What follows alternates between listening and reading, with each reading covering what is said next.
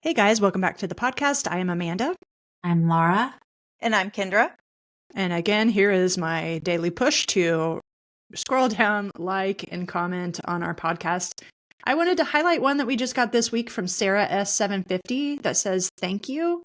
I just found this podcast yesterday and I'm blown away as a pediatrician who experienced burnout to the point of not practicing for just over a year now.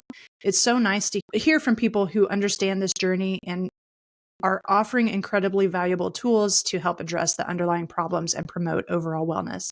I plan to reach out about coaching soon." Yay, Sarah S., we are ready. But she goes on to say, "Thank you for creating this resource. Just in the interest of reaching a lot of people, do you know if this has been shared on the Facebook Physicians Moms group?" Sarah, thank you so much. If you all feel that there is a group that you would like to share it with, please do that.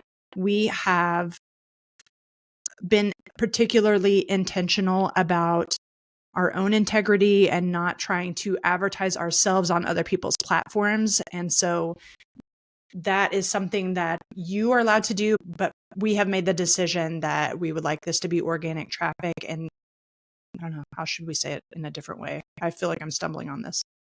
If you want to share it in whatever social media groups you're in, that's wonderful. We would appreciate it so much. We're not going to share it ourselves. Awesome. So today we are going to talk about discomfort and our thoughts around discomfort, and maybe we need to reframe discomfort a little bit. So Kay is going to give us a little bit of background information and we'll go from there. Yeah, so this is going to be a great talk today. I'm excited because I think it is very important that we reframe discomfort. When I think back on my life, and some of the biggest areas of growth in my life are ones that were not so comfortable, that I went through a time of discomfort or a time of pain, and there was so much purpose on the other side. So I'm excited to get into this with y'all. Laying a little foundation, we have talked about the motivational triad in the past. We talk about it in our course. We talk about it in several webinars that we have done, but just a little background, like where it came from. There were two doctors, one's a PhD and one science. I think you said A is a chiropractor or something, but anyways, they've done some research. And in 2006, they published a book called The Pleasure Trap. And in it, they talk about why we are driven to do certain things. And most of it stems from because they bring us pleasure, like overeating, over scrolling, over watching, over drinking, over gambling, it is that constant feedback loop of pleasure, those tiny dopamine hits. The more you do to get that same dopamine hit over and over, it's just that feedback loop. And we think that, or what they described was that for survival, we are driven by three key components. So our primitive brain, or the brain that we knew long time ago before we became as sophisticated as we are now, did three things. It was motivated by seeking pleasure, avoiding pain, and conserving energy, or being efficient. And that served that primitive group of people for a very long time. We needed to procreate to make sure our species went on. We needed to not die. We needed to not be eaten by lions and tigers and bears. And we needed to be efficient. We only had so many hours of daylight because once the sun went down, you had to get in the cave, like you had to stay safe. So we had to become very, very efficient at hunting and gathering. So as you can see, in that primitive time, it served us very, very well. It was about survival. However, fast forward millions, thousands of millions of years here, we have determined that now we are a little more sophisticated, but we cannot separate ourselves from this primitive brain. It still brings us motivation. It still seeks pleasure. It still wants us to avoid pain, and it still drives us to be efficient or conserve energy. Hence why we always talk about those automatic negative thoughts are offered up. Our brain is going to offer up the most accessible thing with the least amount of energy required. And so whatever you've been watering, whatever you've been thinking about and propagating in your mind, your brain that is your 5-lane highway, and your brain is going to offer that for you to go on, because the 5-lane highway is quick, fast, and it'll get you there quicker, right? So, however, on the flip side, there is nothing about that says we seek discomfort. It actually works all around to help us avoid discomfort.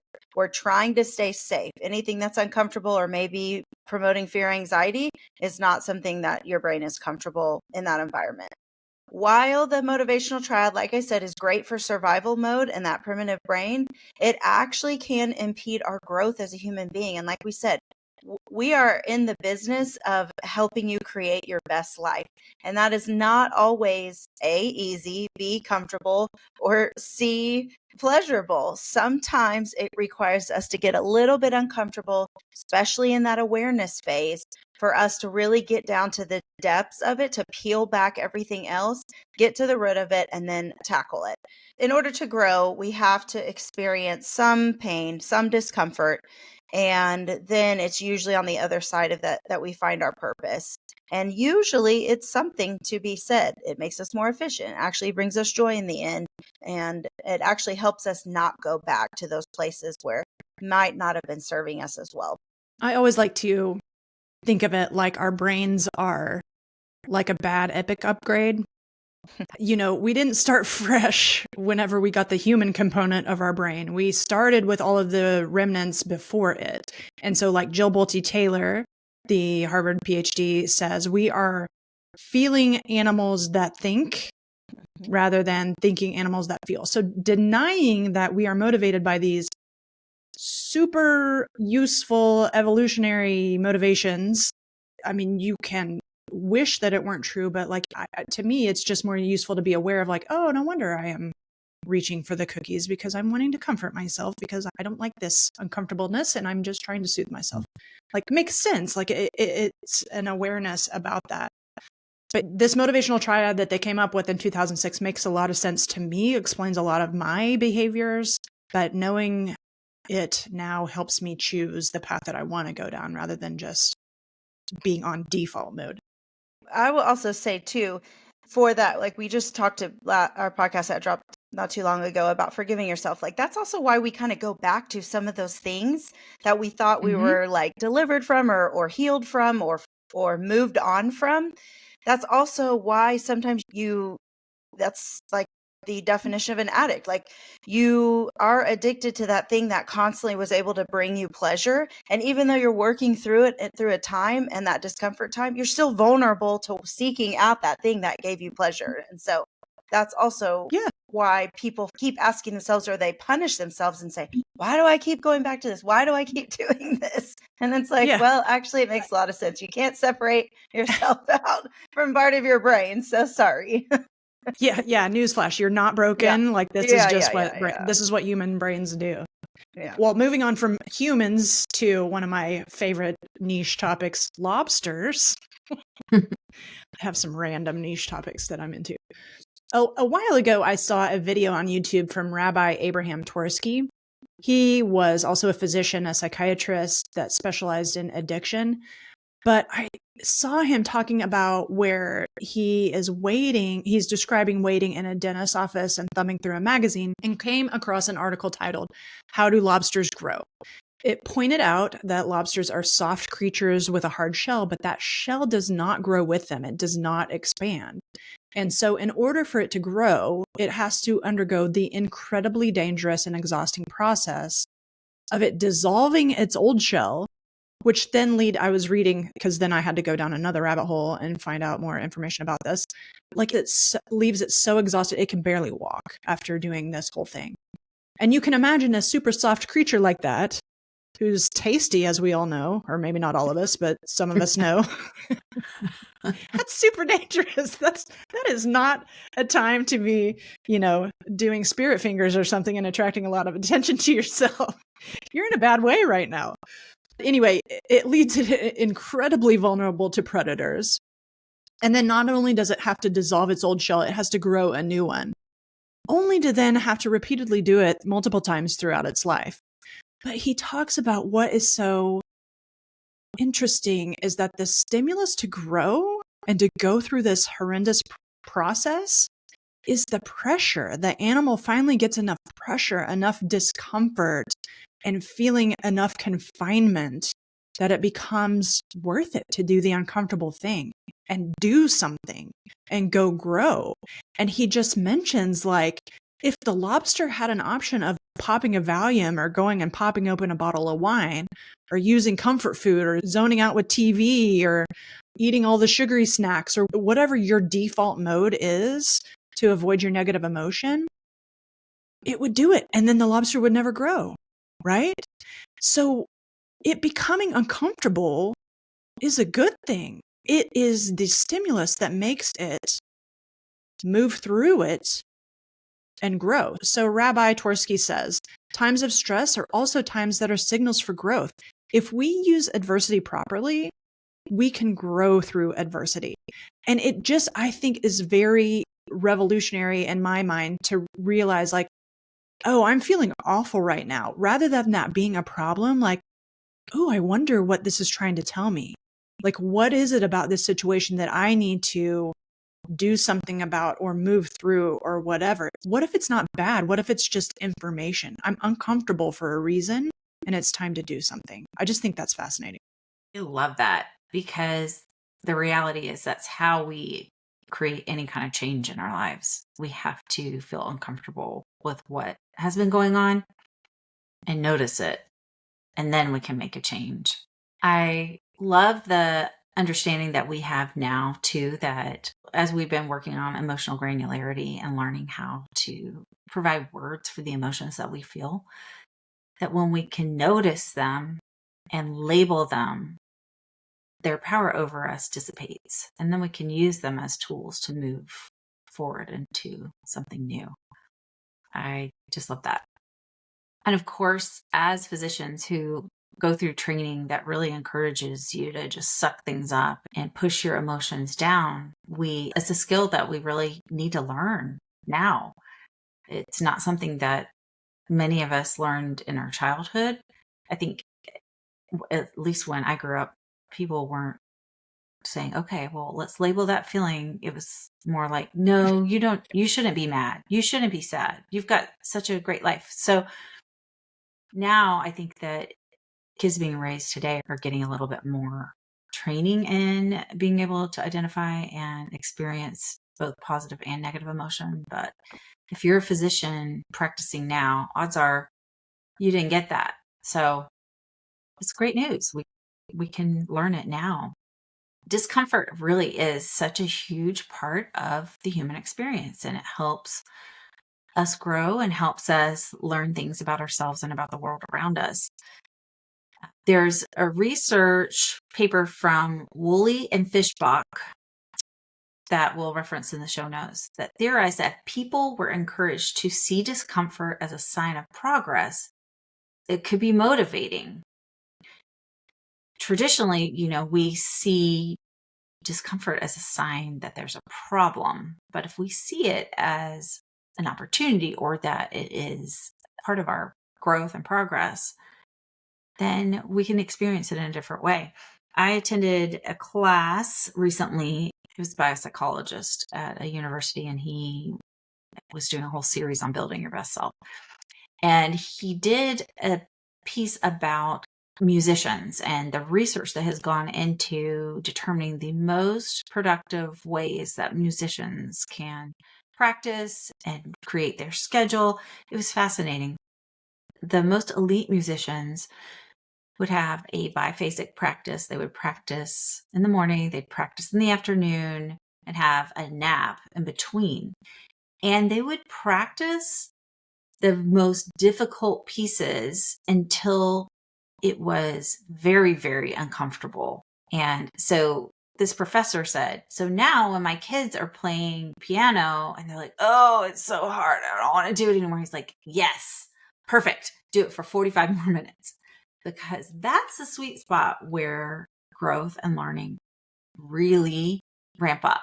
And so what if when we're feeling discomfort, that means we're in a period of potential growth? So in this paper by William Fishbach, they had 5 experiments with a total of about 2,000 adults.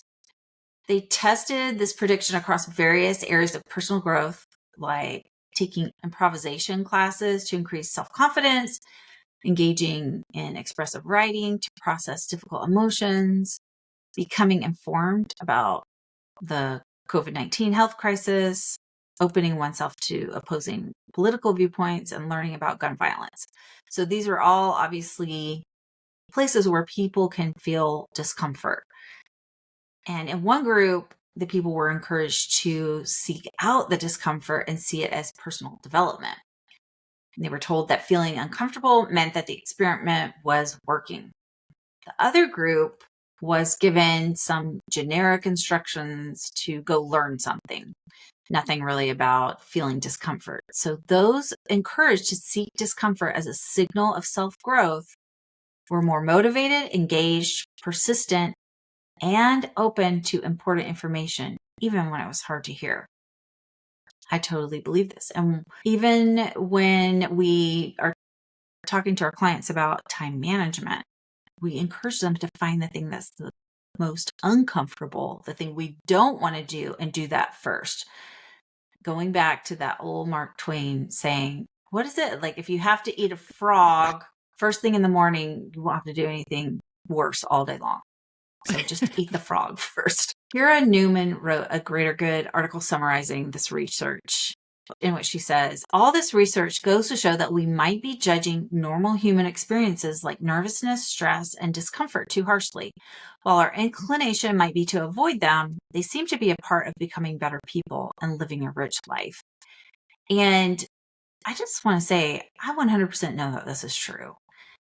In any situation, there's going to be discomfort one way or the other, now or later. I mean, it's very hard to find situations where you're not facing some kind of discomfort somewhere. You just have to choose your discomfort, and choosing the discomfort that brings personal growth is going to provide so much more fulfillment and personal reward than the regret of avoiding discomfort, which will inevitably come when we're trying to avoid our human experience by buffering, by procrastinating, whatever. We're going to likely feel regret. And I personally don't like regret. So just feel the feelings when they come and don't shove them down and cause yourself problems later. I think a lot of physicians tend to be very perfectionistic, even if you don't think so. But we have very all or nothing, black or white thinking. And a lot of us feel like we're not doing it right unless we're perfectly happy and blissful all the time. What if that's completely not right? Like, what if you're doing it right when you're having a good mixture of both good and bad? I really do think that that is the purpose of the human experience. But a lot of us feel like, too, that by avoiding having the hard conversation or procrastinating doing the hard thing that we don't want to do, that somehow we're avoiding that discomfort. Like, that's what our brain's offering up. Let's not go do this. That's going to be awful. Except for, as a recovering procrastinator, that's not a comfortable place to be. It's horrible. Like, you feel stuck. You've got this monkey, on your back. You're not having a good time by avoiding doing the hard thing.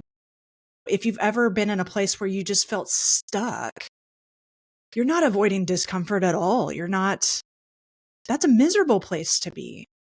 That's why we self-medicate, because being stuck also feels terrible. There is a part of the human experience that needs to constantly be growing. I feel like people that aren't challenging themselves to grow from time to time, like I am vehemently opposed to my husband becoming a curmudgeon. I feel like that's the tendency, to stop challenging yourself, to stop growing, to get real settled into something. So invariably, and everybody in the family is not initially pleased about it, but I'm expecting it. But like for one vacation, I signed us up for like a hot air balloon, and there was a lot of complaining. But like, I just feel like on purpose, sometimes it's good to get out of our comfort zones, because I mean, think about curmudgeons. They're just completely stuck in their ways. There's nothing new. There's a lot of complaining. They complained There's about a not hot air growth. balloon? That sounds amazing. Well, I am glad that we did it, but I'm not necessarily. It was a little high up there.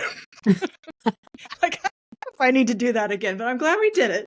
It's off the list. Yeah, and I think though too that I'm with you on the campaign to crash the curmudgeon. Like, I'm on that campaign as well in my own family, because the I think it's the primitive brain. It's safe. It's safety. Yes. Change, or like Yes. doing new things is not safe. And I feel like husbands are really good about this, not to profile or discriminate, but it's very nice to be in the routine and know what to expect and not have change. It's safe. And that's the cave. Yes. And so I'm with you on the campaign to beat back their curmudgeon. And so that was one of these things that I adopted a long time ago. Our family tries new things. We're going to try new things. My kids have heard it so much. They're like, oh, mom's trying new things. Here we go. Buckle up, Now, guys. I mean, at first I would get a little bit like defensive, like, come on, guys, like this is growth. And now I laugh because it's so funny, because now it's, of course, a huge joke. Oh, mom's trying new things. We're all trying new things again. And I just dare them now. I dare you to complain. I dare you. I saw an Instagram post, I think by Alex Hormozy, that was something along the lines of like, sometimes he gets really down and feels overwhelmed by, his business and all of this sort of stuff and how hard it is. And he's like, but then I remind myself that's when everyone else quits. And I'm like, oh my God, that's exactly right.